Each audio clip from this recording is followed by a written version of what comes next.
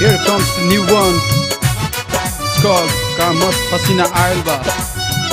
Yo, check this shit out.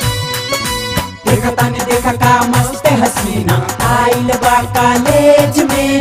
देखा तानी देखा का मस्त हसीना आइल बा कॉलेज में। Look at the baby, looking like an angel. Welcome to our call. I wanna fall in love with you. You are bomb, don't get me wrong. Yo, का मस्त हसीना आइल बा। yo, yo. देख के मन पगलाइल बा। Yeah, का yeah. मस्त हसीना आइल बा। देख के मन पगलाइल बा। उठ दिलवा में हुक ओके देख रुक रुक। Yo, yo, yo. उठ दिलवा में हुक ओके देख रुक रुक। का गजब जवानी पाइल बा। Yo. देख के मन पगलाइल बा। Here we go, yo. का मस्त हसीना आइल बा। देख के मन पगलाइल बा। What's up, girl? It's your freaking what? I know you're cute, you just don't be rude. But who cares? Even you are Britney Spears. I'm talking about your get up or shit. Hot dress up, anybody will mess up about your makeup fashion. We all are human beings and hope you will understand. I've given you advice, don't get me wrong. You are bomb.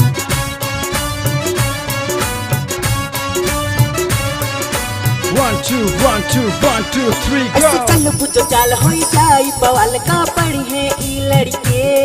सब झरी है रुआब केहू खोली ना किताब तुझे देखबू मुड़ मुड़ के। Yo, yo. ऐसे चल बुझो चाल होई जाई बवाल का पढ़ी है ई लड़के। सब झरी है रुआब केहू खोली ना किताब तुझे देखबू मुड़ मुड़ के। चाचा हमके ना समझावा के हो और से भाव बनावा। देखा पास ला हमरे आवा अपने दिल पे बिरक लगावा। उठ दिलवा में हुक तो है देख रुक रुक। उठ दिलवा में हुक तो है देख रुक रुक। का गजब जवानी पाइल बा। ई देख के मन पगलाइल बा। का मस्त हसीना आइल बा। ई देख के मन पगलाइल बा।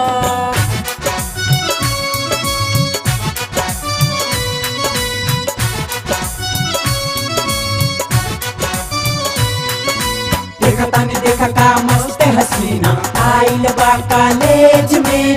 देखा तानी देखा का मस्त हसीना आइल बा कॉलेज में।